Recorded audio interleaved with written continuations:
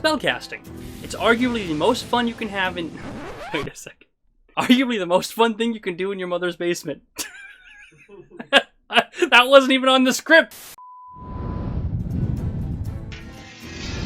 Today's first combo is for our druid friends out there, and that is the combination of Guardian of Nature, Wild Shape, and Bless. Guardian of Nature is one of my personal favorite spells in the entire game, even though it's kind of lackluster at first glance. It imbues the caster with a nature spear, granting bonuses depending upon which form they decide to take. For this combo, we're going to take the Primal Beast form, as it increases movement speed, gives you advantage on strength-based attacks, and deals an extra d6 force damage on all melee attacks. But the really great thing about this spell is that its bonuses also carry into Wild Shape, meaning that a druid could transform into a bear and still gain the benefits. Specifically amazing at lower levels, you could cast Guardian of Nature, then Wild Shape into something like a bear with multi-attack, get advantage on all of your attacks from that, and then deal an extra d6 force damage from each of your attacks that hit. The only downside to this is that it is a concentration spell, making it a little bit less ideal for a melee build. However, that's where we throw Bless into the equation. We can then use that to increase not only our chance to hit with our empowered attacks, but also improve our concentration checks made to maintain Guardian of Nature if we get hit.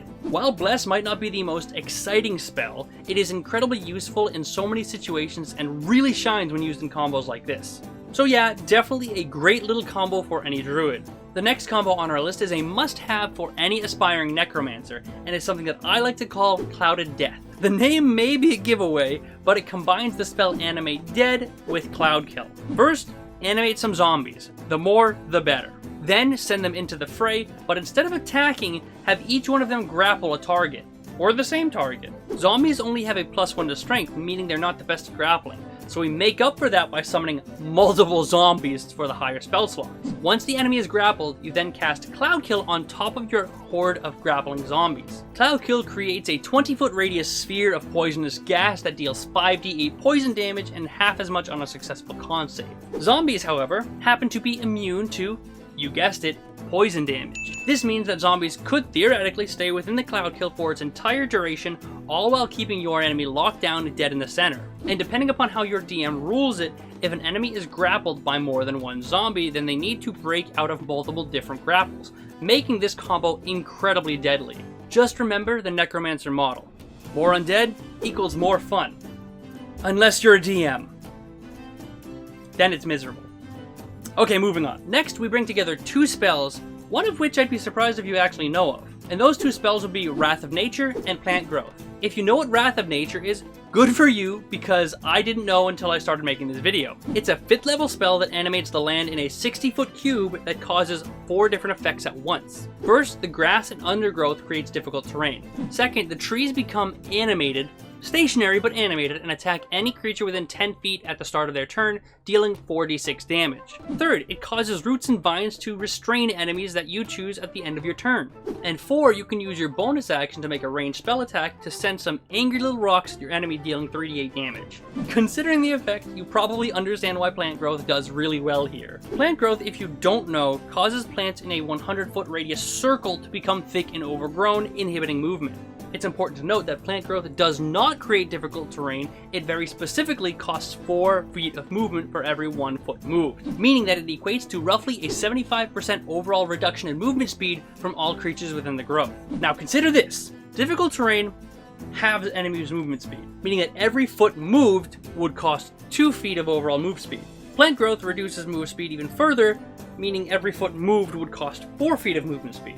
So if we do simple math here, which honestly is very difficult, but that would mean an enemy would have to spend 8 feet of movement to move a single foot, meaning that any creature with 40 movement speed or less can only move 1 square on a combat map unless they are dashing, at which case they move 2. Now, I don't know about you, but that sounds about as locked down as you could possibly get. But this spell goes a step further than that. Remember when I explained what Wrath of Nature did? It animates trees and vines to restrict and attack enemies. Well, alongside that ridiculously reduced move speed, the enemy will also have to deal with angry trees and vines attempting to restrain them with every single turn. Not to mention you throwing angry little rocks at their face every chance you get. The only downside to this combo is it's really only effective in a forest, but if you ever find yourself in that situation, be sure to pull this combo out and I guarantee you're going to impress your friends.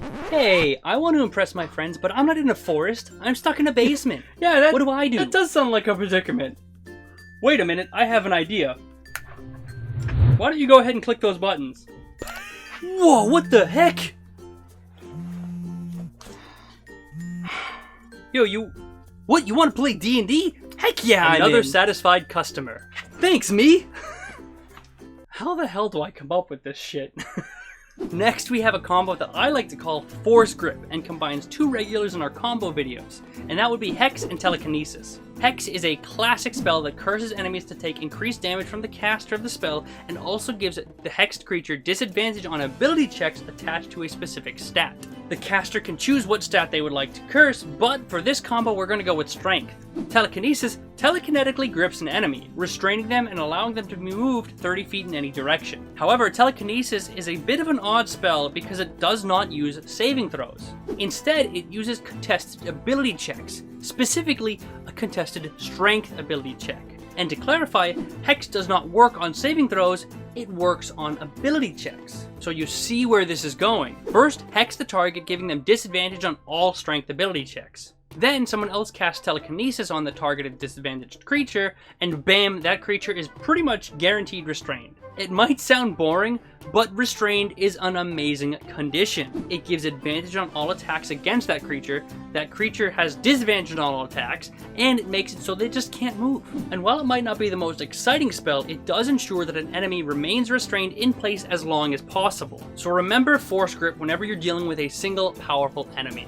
And the final combo on our list for today is one that I like to call Accursed Static, and that combines the spells Bane and Synaptic Static. At this point, the video's kind of come full circle where it started with Bless and now it's ending with its angsty teenage cousin Bane. But Bane effectively does the opposite of Bless. You curse up to 3 creatures you can see that will then make saving throws to resist the effect. But if they fail that saving throw, they then must subtract a d4 from any and all attack rolls and saving throws thereafter. Now if you remember what I said about Bless, apply it here because the math is the same. Bottom line, it effectively reduces the enemy's chances of succeeding on an attack or saving throw by 5% to 20% chance. Synaptic Static, on the other hand, is a really good spell, and it becomes so much better with Bane. It is a 5th level spell that creates a psychic explosion in a 20-foot radius sphere. The explosion deals 8d6 psychic damage on a failed save, or half as much on a successful one. Now you might be saying, golly gee, Lee, that's a 5th level spell that deals the same damage as a fireball.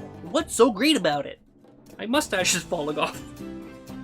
Well, Synaptic Static has another effect. For those poor fools that fail their saving throw, their thoughts are muddled for a minute, meaning that those creatures must now roll a d6 and subtract the number for all attacks and ability checks for an entire minute. That is abso-freaking-lutely amazing. Now, if Bane is also on them, for attack rolls at least, they must subtract a d4 and a d6. That's right, this combo takes their chance of missing and increases it to 10% to 50%.